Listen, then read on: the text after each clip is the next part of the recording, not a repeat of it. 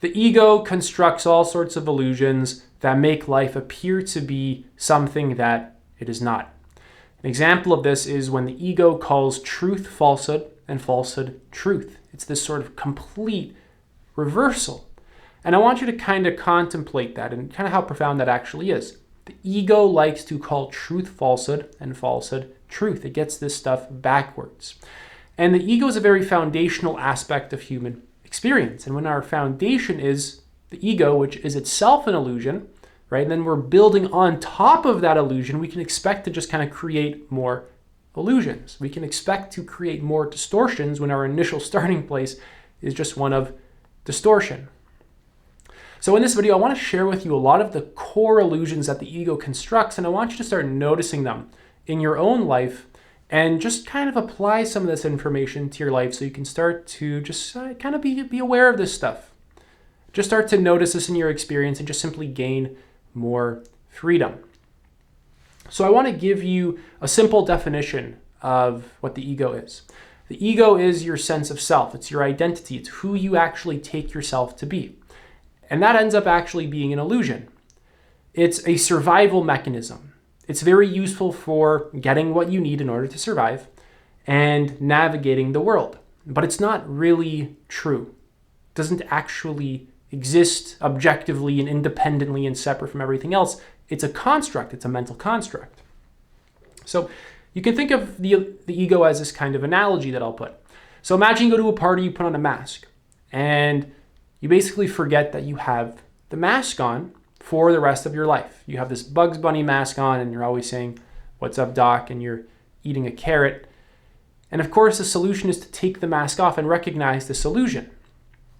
The ego basically works in the exact same way. The core solution here is to recognize the illusions and actually grasp them for yourself, not turning them into like the next religion or dogma, but actually having very personal, direct realizations of these illusions and like seeing through them, actually raising your consciousness.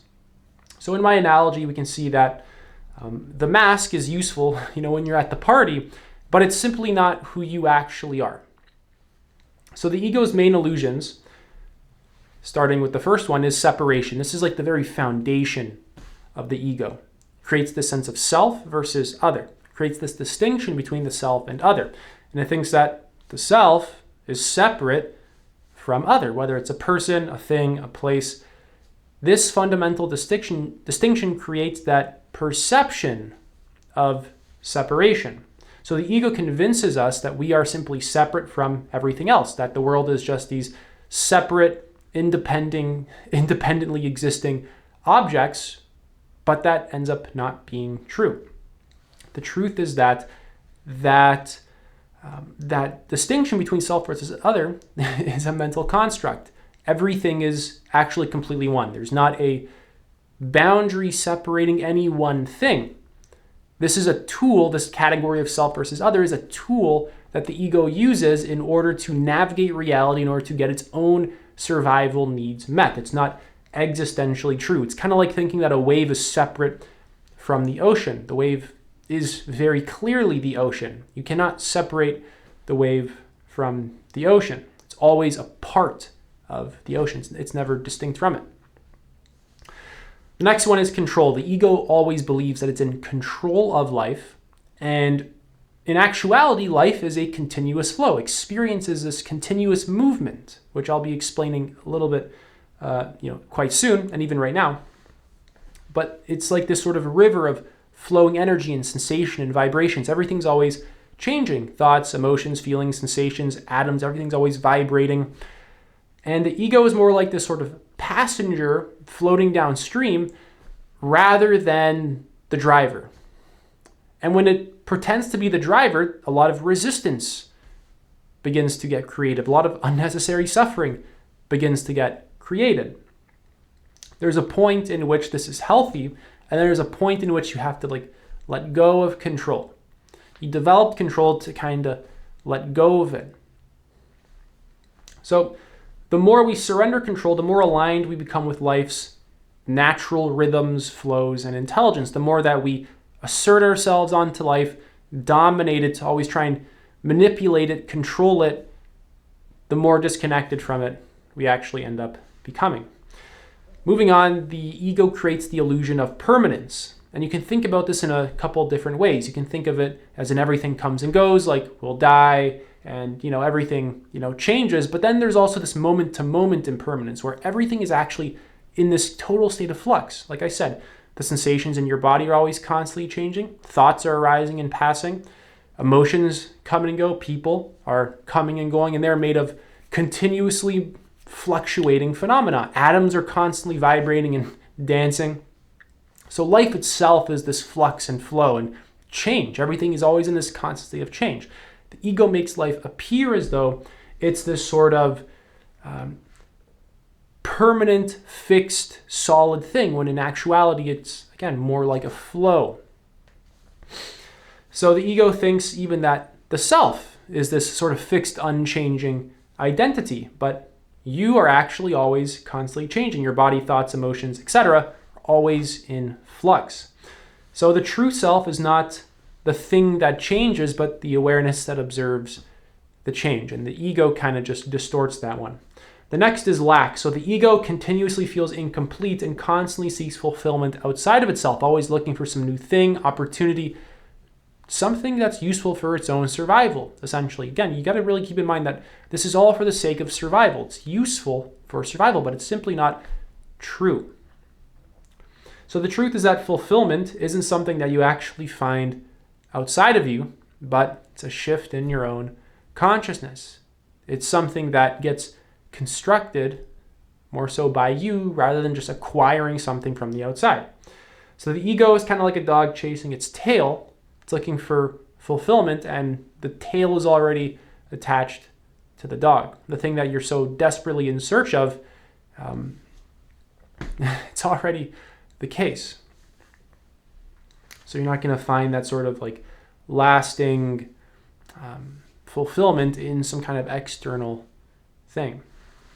So the ego is a projection. Reality, as we perceive it, is shaped by the ego's filter, is this sort of illusion. So the way that we actually kind of interpret life is through the lens of our ego development. And the ego creates this sort of illusion of duality. This illusion that there's good and bad, there's me and you, there's up and down, there's right and wrong. And all this stuff ends up being useful. It's useful to say, hey, look up. But it's not, again, existentially true. It's just relative. Each thing is defined in relation to each other. It's not actually fundamental to reality. It's very relative to the observer and the observer's perspective and level of consciousness and etc. And the ego has this continuous fear of disillusion. It has this fear of losing itself, death essentially, not even just physical death, but psychological death, the end of the psychological self, the ego. Because again, the ego is founded on survival, so it's always trying to continuously find ways to maintain itself. It's homeostatic. So the ego clings to its illusions because it fears its own death, but letting go doesn't destroy you, it actually frees you. It ends up being the exact opposite. It's kind of like waking up from a dream. You don't lose yourself, you just kind of get clarity. So some core aspects of really beginning to move beyond the ego are actually getting more familiar with the illusions of the ego and starting to recognize your interconnectedness with everything else and your ultimate oneness with everything else. You can really actually do some self-inquiry. What am I? Right? If you've ever done some meditation, some vipassana, it goes very well with that. You can kind of look into Ramana Maharshi, Neti Neti, these kinds of methods. These are all spiritual practices for becoming conscious of the actual nature of reality. So a very practical takeaway here is that the ego is not an enemy, it's a tool. And the thing is that in a lot of our human experience and what's going on here on planet Earth, we're not using the tool, it's kind of using us. It's kind of controlling us. We're just kind of lacking in our awareness. We're lacking in our own development as a species.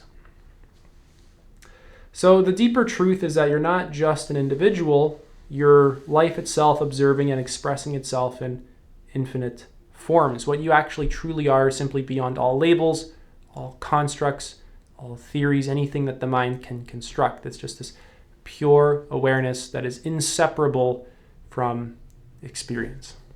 That's it for this one. If you're interested in working with me one-to-one, you can apply to do so. Link is in the pinned comment. Take it easy.